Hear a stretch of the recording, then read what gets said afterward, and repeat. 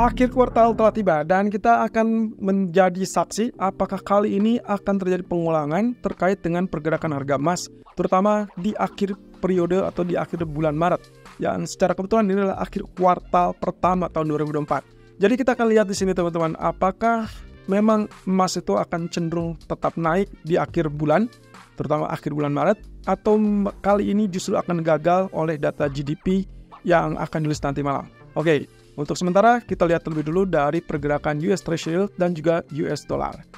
Ya, di sini kita lihat posisi dari US Treasury Yield ternyata masih tetap bertahan dan dia tetap bertahan di zona yang sama. Areas, ya kita masih punya pertahanan yang cukup kuat di zona ini.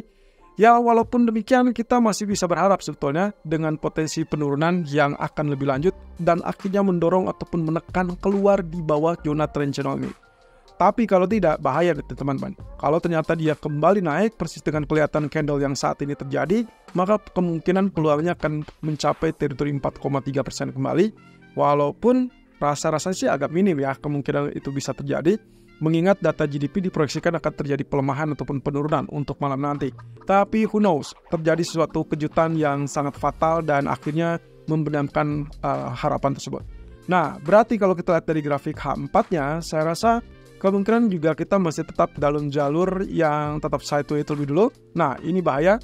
Ternyata bisa terlihat sini kondisinya terancam juga dengan proyeksi ataupun potensi dari double bottom. Cuman di sini double bottomnya mungkin nggak perlu terjadi ya. Kalau misalkan ternyata lagi-lagi penekanannya adalah terkait dengan penurunan di bawah level tersebut. Nah, oke. Berarti saya asumsikan kalaupun terjadi kenaikan, oke, kira-kira sampai mana? Saya perkirakan mungkin kalau saya ambil garis lurus dari level resisten tersebut, maka Anda bisa dapatkan seperti demikian. Oke, inilah tanda-tanda sebagai falling wedge ya. Lebih tepatnya, kondisinya berarti seperti ini.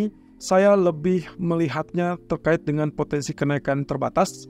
Jadi kalau misalkan ini yang terjadi, kemungkinan potensinya dia masih bisa turun. Cuman masalahnya penurunan ini apakah akan lebih rendah atau tidak, ini akan menjadi masalah. Karena biasanya kalau misalkan kita andalkan ini sebagai falling wedge, berarti berikutnya adalah kenaikan. Jadi ini yang harus diwaspadai. Oke, berarti untuk step pertama, biarkan dia naik, lalu kemudian malam nanti ada kemungkinan dia potensi turun. Dan setelah lanjutnya, terserah nantinya data ekonomi akan menggiring kemana. Tapi yang jelas, semua proyeksi tersebut bisa dilihat dari grafik weekly. Karena ini adalah hari terakhir kita aktif market, karena besok adalah lebih banyak yang libur, terutama untuk pasar obligasi, maka kita langsung lihat dari grafik weekly. Oke, ada kesempatan untuk terjadi penurunan karena memang minggu lalu ditutup bearish. Jadi ini yang waktu kita bahas di hari Senin bahwa akan ada potensi penurunan terkait dengan data dan juga terkait dengan proyeksi dari dark cloud cover. Nah, sementara untuk US dollarnya gimana? Kita langsung lihat weekly-nya saja. Posisinya kemarin bullish, berarti hari ini memang bullish dan kebetulan dia ditutup dengan doji candle. Jadi masih ada harapan kesempatan untuk minggu depan bearish? Yes, masih ada. Kalau misalkan sampai nanti malam ditutup dengan candle yang bearish juga. Jadi ini ceritanya menggagalkan proyeksi bullish yang ada di grafik weekly. Sementara untuk grafik hariannya atau daily-nya, kelihatannya sih kita mendapatkan dia sebagai gap up ya. Jadi pembukaan ini gap up karena tadi pagi ada pernyataan dari Christopher Waller. Dia sempat mengalami spike tapi terbatas, lalu kemudian pagi ini dibuka dengan gap up. Tapi arahnya cenderung turun ya, cenderung lemah. Artinya apa yang disampaikan oleh Waller kelihatannya tidak terlalu berpengaruh signifikan. Walaupun ada pernyataan bahwa kemungkinan Fed akan mempertahankan semua lebih tinggi lebih lama. Dan di grafik keempatnya, lagi-lagi kita terbentur dengan zona resisten. Oke, let's hope di sini apakah mungkin kita akan dapatkan potensi dari double top? Ya, mungkin saja, kita tinggal tunggu. Tapi yang jelas itu akan confirm kalau dia berhasil tembus neckline. Dan neckline-nya adalah 104.00. Kita tinggal tunggu waktu. Apakah nantinya dia akan cenderung betul proyeksinya turun dan tembus level neckline tersebut, atau malah dia cenderung tembus resisten. Kalau misalkan dia tembus neckline, maka yang diharapkan adalah terkait dengan double top tersebut, proyeksinya adalah setinggi bagian top dan saya perkirakan mungkin teritorinya di area ini.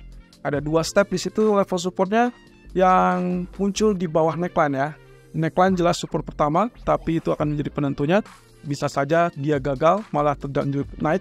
Tapi kalau kita lihat sebagai 1, 2, 3, 4, 5, maka ini A, kenaikan inilah B, maka kita tinggal tunggu level C-nya. Dan saya rasa cukup terbantu dengan double top tersebut ya. Oke, berarti dengan demikian, proyeksi selanjutnya yang akan kita tunggu adalah terkait dengan pergerakan dari pound sterling. Nah, pound sterling sendiri kalau teman-teman lihat, dia masih tetap tertahan di bawah garis resistennya. Jadi kita asumsikan ini masih tetap kuat walaupun pernah terjadi penembusan di sini, ya. Tapi dia kembali lagi, jadi kita anggap ini kembali dalam faktor tekanan. Terlebih lagi kalau kita gunakan dengan Fibonacci retracement, kelihatannya dia tertahan di level 382%. So, kalaupun misalkan dalam 20 menit ke depan saat merekam video ini ternyata rilis data GDP-nya relatif lebih lemah, katakan seperti itu, berarti hanya ada peluang untuk spike sedikit, kemudian dia turun dan tembus ke zona 1.2500. Oke, berarti ini ada tanda-tanda skenario kita cukup berhasil, karena untuk hari ini kita masih rekomendasikan untuk lakukan sell.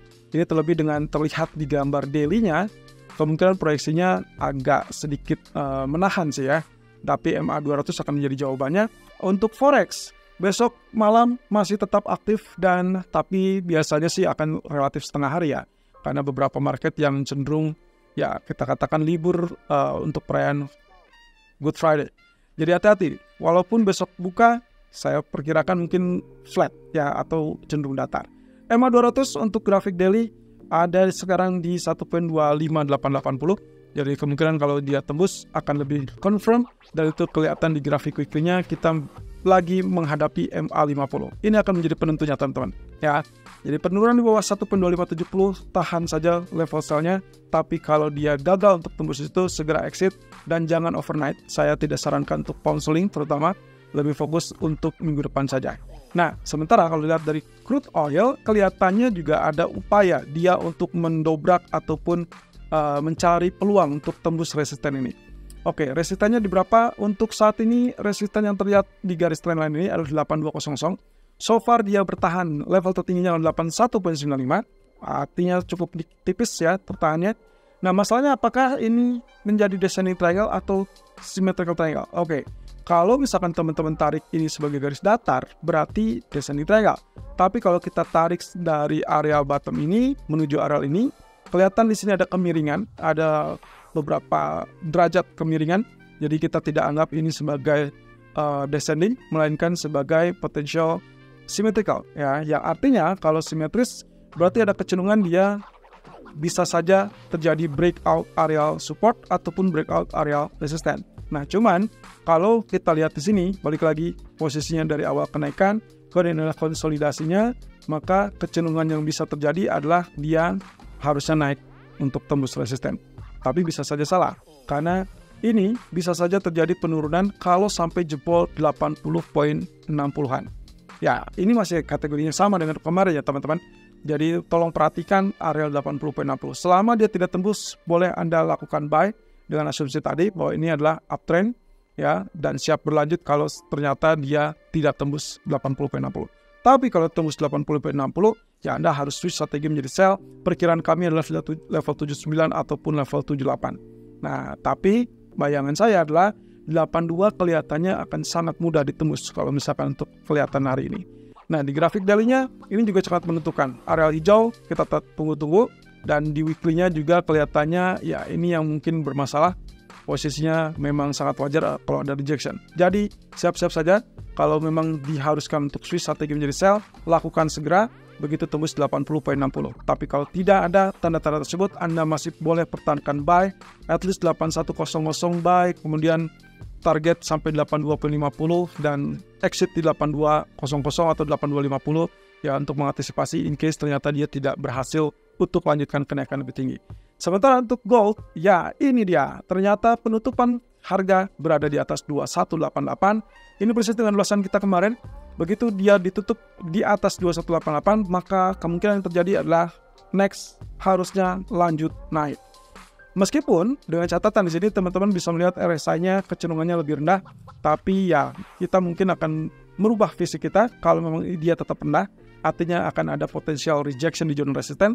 Tapi kalau misalkan kekuatan untuk dorongan naiknya masih tetap mendorong lebih tinggi, bahkan bikin new high, tapi ternyata RSI-nya bisa saja mengikuti, ya berarti ada kecenderungan untuk membatalkan bearish divergence tersebut. Nah, tapi ya balik lagi ya, 2188 ini sebagai area support dan so far dia tertahan low-nya adalah 2187, which is good ya. Jadi 2200 siap-siap, bahkan saat ini sudah tembus di level 2200. Kita tinggal tunggu apakah akan ada muncul 2212 atau 2220. Nah, terkait dengan hal tersebut, ada hal yang menarik di grafik 4 trend channel. Posisinya naik, jadi kita asumsikan dia dalam uptrend, jalur uptrend, dan ini kelihatannya masih lebih tinggi ya. Jadi saya harap ini kita akan segera menemukan 2212 dan mungkin juga lebih tinggi kembali ke level 2220-an. Nah, tapi hati-hati kalau dia turun di bawah 2176, sebetulnya Anda bisa sell, follow sell, tapi saya lebih prefer ini buy karena ini adalah akhir bulan Maret dan menurut riwayat akan cenderung mengalami kenaikan. Jadi di 2176, 2178 adalah area yang bagus untuk lakukan buy. Kalaupun turun di bawah 2168, oke, short termnya Anda bisa sell, tapi targetnya juga tidak muluk-muluk karena kalau Anda perhatikan di grafik H1, dia jelas sudah tembus di atas zona resisten dari triangle ya. Jadi kalaupun lihat skema ini teman-teman, tadi pagi kita merekomendasikan di area 2177 sampai 2179, mungkin terlalu jauh. Ini alasannya kalau saya mengincar area tengah ya. Jadi saya asumsikan bahwa tadinya saya berpikir ini akan ada peluang untuk turun dulu ke level tengah, baru kemudian dia rebound. Dan ini gejalanya sama. Tapi ternyata dia sudah terlanjur tembus lebih dulu area resistance, so ini adalah update terbarunya. Kalau misalkan lihat dari sini, berarti new supportnya ini adalah di area tersebut. Ya, ini menjadi area support dan itu berarti 2190-an. Oh, ini cukup menarik ya. Apakah berani untuk lakukan buy di sini? Ya, selama dia tidak turun sebetulnya masih relatif aman. So, target kita adalah area atas ini dan itu adalah area 2210 sampai 2220-an. Nah, kalau misalkan dia terjadi penurunan, katakanlah seperti itu, Anda masih tetap diperkenankan untuk mencari area 2177 atau yang paling aman sekalian di 2158, 2160. Ya, apapun itu, kalau misalkan ternyata data GDP-nya relatif lebih lemah, so why not? Anda bisa incar buy kembali dan pertahankan posisi tersebut. Tapi hati-hati ya, karena kemungkinan kita harus pertimbangkan juga dengan aspek risiko yang membelenggu dan membayangi terkait dengan gap yang bisa terjadi di hari Senin. Karena data PCE besok malam, tapi market emas cenderung tutup dan kita tidak bisa bereaksi apapun. Jadi perhatikan teman-teman. Pastikan kecukupan dana. Kalau Anda memutuskan untuk hold posisi buy, silakan sesuaikan dan juga strateginya dihitung dengan posisi equity Anda. Tapi kalau misalkan Anda menghindari risiko yang lebih parah, maka sebaiknya Anda segera exit dari posisi buy Anda dan kemudian nikmati liburan Anda.